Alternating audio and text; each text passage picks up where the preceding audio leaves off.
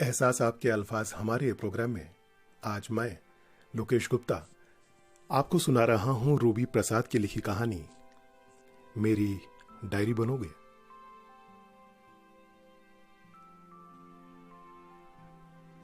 आज सुमन ने फिर सबके सो जाने के बाद अपनी डायरी निकाली। डायरी उसकी रूटीन नहीं बल्कि उसकी जिंदगी का हिस्सा थी। हिस्सा भी नहीं बल्कि यूं कहें कि उसकी पूरी जिंदगी। जो बातें वो किसी से नहीं कह पाती थी वो अपनी उस डायरी में लिख देती थी और फिर मानो उसके दिल का बहुत बड़ा बोझ उतर जाता था।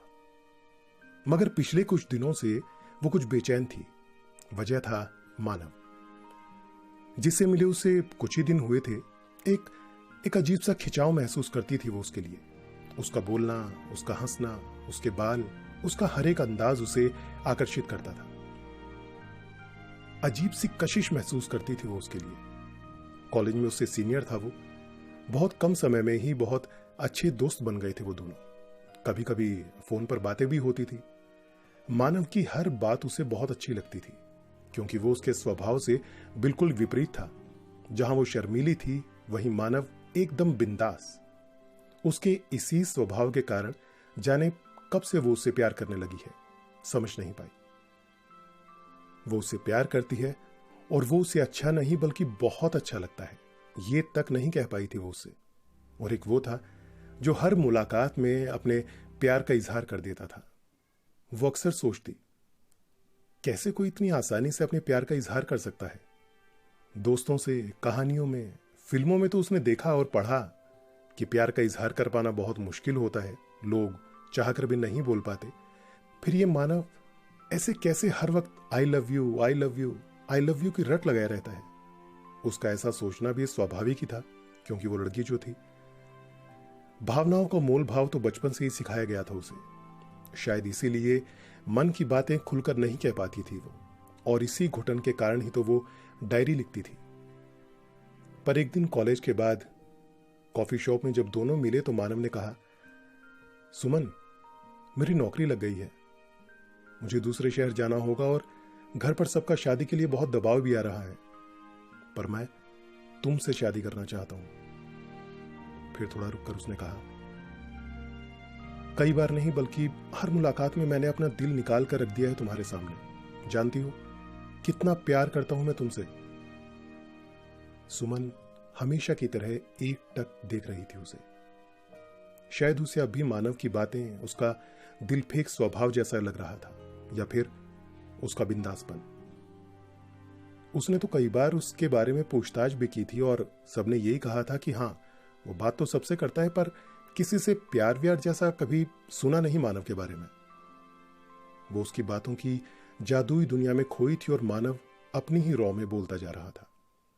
सुमन, जानती हो, तुम्हारी आंखें, तुम्हारे होंठ और तुम्हारी ये जो मन की हिचक है ना, उन सब ने मुझे बांध कर रख लिया है। जानती हो, जब तुम अपने बालों को खोलकर कॉलेज आती हो तो पूरे कॉलेज में तुम्हारे बालों की खुशबू बिखर जाती है और मैं उनमें डूब जाता हूं। जिस दिन तुम मुझे नहीं दिखती उस दिन मैं कॉलेज में होकर भी वहां पर नहीं होता। तुम इस कदर मुझ में समा गई हो सुमन कि मैं हर वक्त तुम में ही खोया रहता हूं। तुम जब भी मेरे पास होती हो ना तो लगता है समय जैसे थम गया है। कभी कभी नहीं, हमेशा मेरा दिल करता है तुम्हें अपने सीने से लगा लूं और तुम्हारे हर गम को खुद में छुपा लूं। पर आज तक तुम्हें कभी छूने की कोशिश नहीं की मैंने। जानती हो क्यों? क्योंकि मेरी रूह में बसी हो तुम। हर रात तुम्हारे साथ ख्वाबों में चांद को देखता हूं मैं। सोचता हूं अगर तुम्हें छूने की कोशिश की तो कहीं तुम उससे दूर ना हो जाओ। कहते कहते उसकी आंखें डबडबा गई। पर सुमन अपने स्वभाव के अनुसार एकटक बस उसके हिलते होंठों को देख रही थी और उन डबडबाई आंखों को। आंसुओं को पोंछ फिर उसने कहा, सुमन, नहीं रह पाऊंगा यार मैं तुम्हारे बिना। पर मुझे पता है मेरा प्यार एक तरफा है, इसलिए मैं तुम्हें प्यार करने के लिए कभी विवश नहीं करूंगा, क्योंकि प्यार जबरदस्ती नहीं किया जाता। बस हो जाता है। हमेशा खुश रहना, बहुत भाग्यशाली होगा वो जिसके तुम बनोगी। सम्मोहित से सुमन अब तक अपलक बिना एक शब्द कहे मानव को देख रही थी।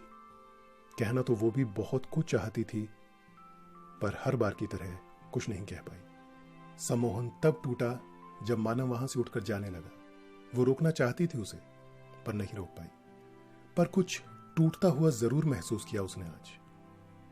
शायद आज समझ आ रहा था उसे भावनाओं का ठहराव मन में दलदल बना देता है, जिसमें इंसान खुद के साथ साथ अपनी चाहत को भी डुबो देता है। जब तक मानव आंखों से ओझल नहीं हो गया, वो एकटक उसे देखती रही। घर आकर सुमन ने ना तो कुछ खाया और ना ही किसी से बात की। रात के 3 बज गए थे।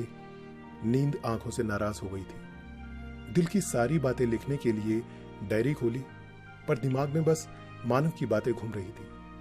मानव की आंखों से ओझल होने का अंतिम प्रतिबिंब याद आते ही उसकी आंखें भर आई। डायरी बंद कर उसने तुरंत मोबाइल में मानव का नंबर सर्च करके व्हाट्सएप पर मैसेज किया, मगर वो ऑनलाइन नहीं था। उसे ऑनलाइन न देखकर वो खुश भी हो गई, क्योंकि अगर वो ऑनलाइन होता तो वो जो कहना चाहती थी शायद वो नहीं कह पाती। हिम्मत करके उसने लिखा, मानव, प्यार का इजहार कैसे करते हैं मुझे नहीं आता। प्यार क्या होता है ये भी नहीं जानती मैं इतनी बातें नहीं कर सकती क्योंकि मैं तुम्हारी तरह नहीं हूं मानव। पर आज तुमसे दूर होकर जाना कि सांसों के रहते मरना क्या होता है। मेरी हमराज मेरी डायरी है। मैं तुम्हें खोना नहीं चाहती, इसलिए पूछना चाहती हूं, क्या तुम बनोगे मेरी डायरी जिसके साथ मैं अपनी पूरी जिंदगी शेयर कर सकूं। ऐसा लिखकर उसने मैसेज तो सेंड कर दिया, पर दिल की धड़कन राजधानी ट्रेन की तरह चलने लगी, इतनी तेज कि वो खुद अपने दिल की धड़कनों को सुन सकती थी। रात के 3:05 पर उसके मोबाइल में मैसेज रिसीव का वाइब्रेशन हुआ।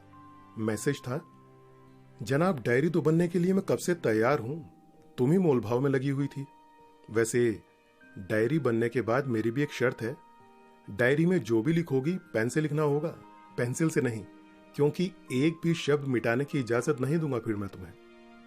इस मैसेज के बाद दोनों ही हंस पड़े। बात करते करते कब सुबह के 5 बज गए दोनों को पता ही नहीं चला। इधर सुमन की आंख लग गई, उधर मानव मैसेज अनसीन देखकर खुश था कि आज पहली बार सुमन ने डायरी के बजाय पूरी रात उसके साथ बिताई है।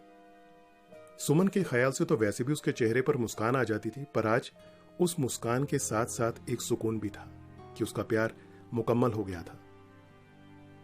वो तो ये पहले से जानता था कि उसका प्यार एक तरफा नहीं था। ये सब नाटक तो उसने सुमन के मन की गिरह को खोलने के लिए किया था, जिसमें वो कामयाब हो गया था। पर अभी तो बात बस मैसेज में हुई थी। सुमन का आमने सामने अपने प्यार का इजहार तो अभी भी बाकी था।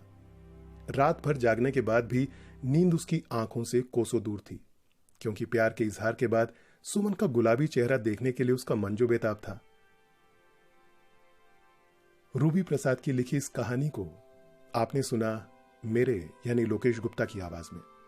आपको ये कहानी कितनी पसंद आई, हमें इंतजार रहेगा आपके जवाब का, जिसके लिए सिर्फ आपको कमेंट करना है और बताना है कि आप इस कहानी से कितना जुड़ पाए। हम लगातार कोशिश करते रहते हैं कि इस कार्यक्रम को और भी बेहतर बना पाए। अभी के लिए लोकेश गुप्ता को दीजिए इजाजत। अपना बहुत ख्याल रखिए और जुड़े रहें इस प्रोग्राम से, जिसे आप मोहब्बत से कहते हैं एहसास आपके, अल्फाज हमारे। Bye bye.